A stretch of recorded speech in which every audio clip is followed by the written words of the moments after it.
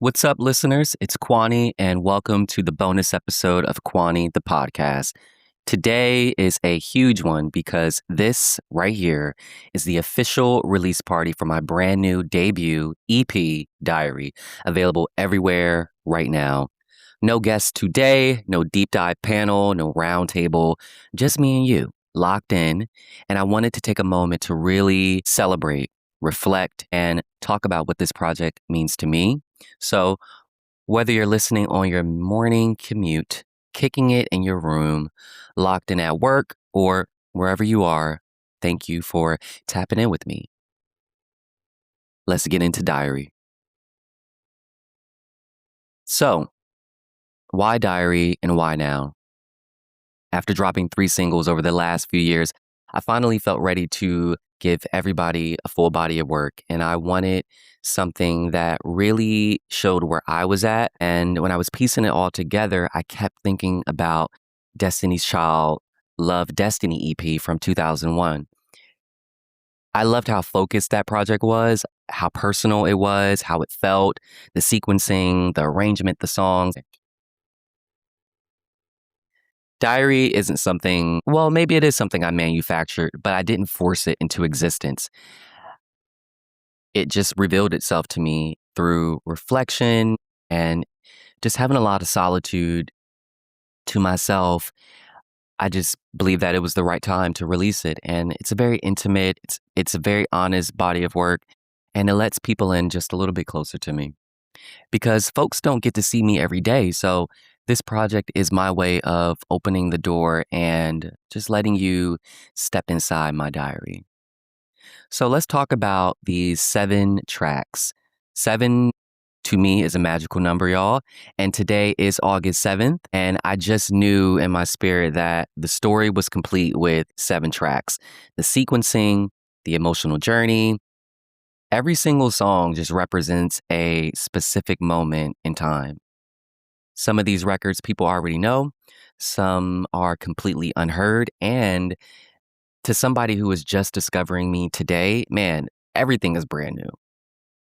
Take track 1, which is the intro. Brand new. No one's ever heard that.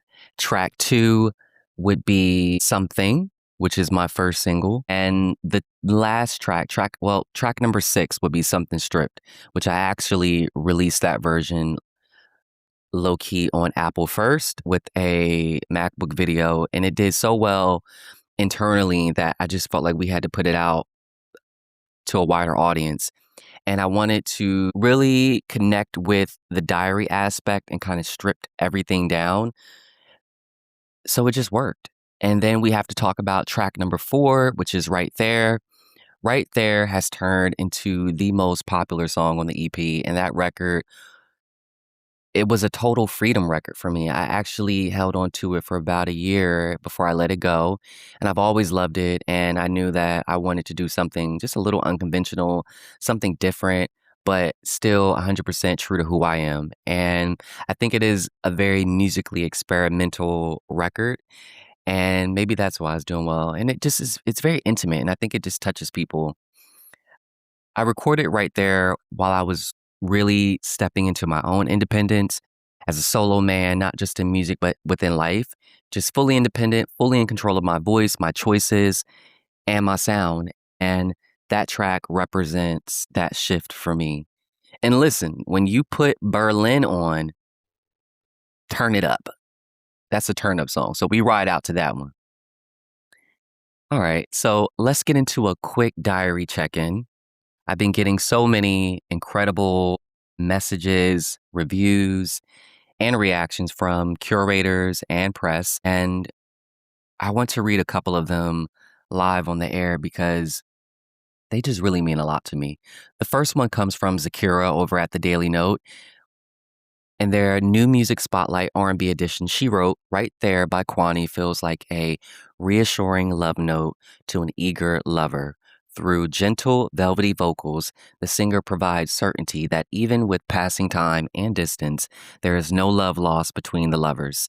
This record is intimate and closes on a warm note with the words, You know, I'll always be right there. Sakura, thank you so much, Queen. That was beautiful. And then Chris from Grooves and Needles. He emailed me and he said, right there, absolutely captivated me from the very first seconds. It's always such an amazing feeling to discover truly great music, and your sound is fantastic. Chris even did a live needle drop and threw the single straight into his rotation. Appreciate you, my guy. Thank you for the love. It's been so surreal just seeing people connect with the record and in real time. So to everyone who's been listening in every city, I see you sharing, writing, posting, all of it. Thank you. It truly means everything. Beyond the music, I also put out the official 12-minute and 38-second diary documentary. Filming was, I wouldn't say it was crazy, but it was just an interesting experience because we were literally filming while I was still living it and editing at the same time. And that final cut down was, it was an emotional process. And listen, we had some unexpected moments while filming it. There were a couple moments in the studio that I want to highlight when I was recording one of the songs.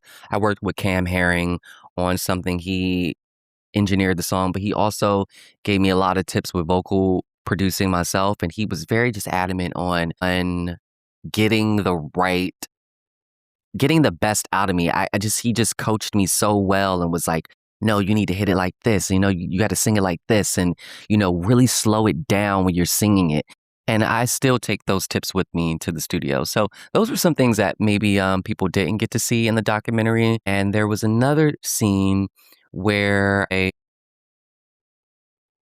visited the concert hall of my first concert, which I think we're going to talk about that a little bit later. And I have to shout out July 29th, our the listening EP session that I had. Man, hearing the EP outside with a room full of people for the very first time, feeling that energy, about 20, 25 people who did not know me really at all. Somebody thought I was her when they heard the music.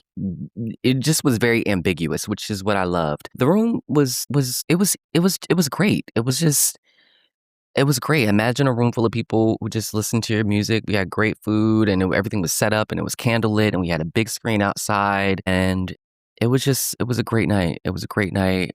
And yeah. So when people listen to Diary, that's exactly what I hope they take away from it. I hope they take away love. It's my most personal, emotional project. And I hope that it gives you the space to think about your own story and your own journey and your own healing and your own experiences. Hey, real quick, you know me. I love sharing my favorite things. I've got this favorite pair of 7 jeans that I wear all the time. You saw them in the right there visualizer. I wear them in the studio. They're just my go-to. Comfortable, easy. You can dance in them, and the style is just perfect. And your favorite song hits exactly the same way. A favorite just fits. So for my favorites campaign, I recorded my favorite Babyface song, When Can I See You? It's a soulful, raw cover of the classic, and it feels just like those 7 jeans, just familiar, worn in, and timeless. So that's the favorites campaign this fall. My favorite jeans, my favorite song. It's a holiday web exclusive coming straight to my Substack, Girl Group Studios, on October 30th. So lock in and hear that. So it'll be out, girlgroupstudios.substack.com. And we are not slowing down, family. Mark your calendars for August 25th. I'm dropping the GGS End of Summer Countdown. I handpicked a curated list of all 40 of the summer's hottest music videos. It's the visuals that stood out, the ones that carried the entire culture this season, and the stuff that I had on repeat. So if you want to see what made the top 40 list, tap in on August 25th. And yes, season 3 of Quanie, the podcast, is right around the corner. Autumn is big conversations and a whole lot more that I don't want to share right now. Go stream Diary today on Apple Music, Spotify, Tidal, and get your music right now. Watch the documentary, share it with somebody you love, and drop a comment to let me know your favorite track. Until next time, stay true, keep creating, and keep loving yourselves. I'm Quanie, and I'll catch you next time on Quanie, the podcast. And I'm going to leave you with this one. To open up release week, I wanted to start with raw vulnerability instead of polished perfection. So right now, to close out this bonus episode, I'm going to leave you with the full uninterrupted version of the track that started it all, Something Stripped. Turn your volume up and lock in. Enjoy.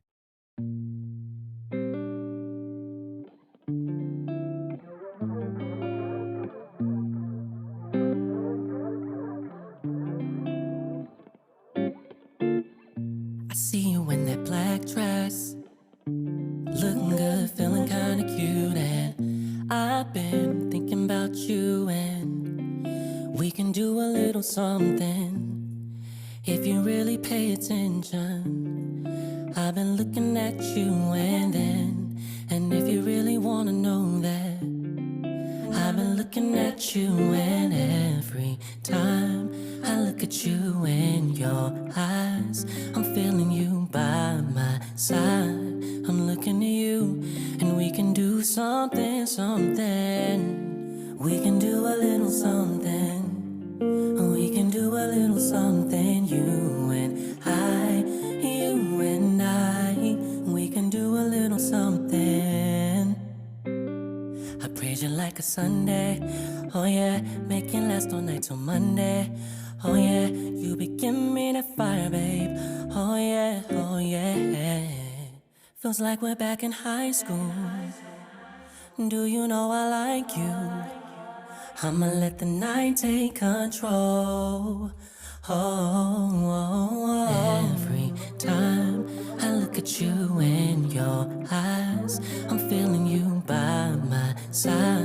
I'm looking at you, and we can do something, something. We can do a little something. We can do a little something.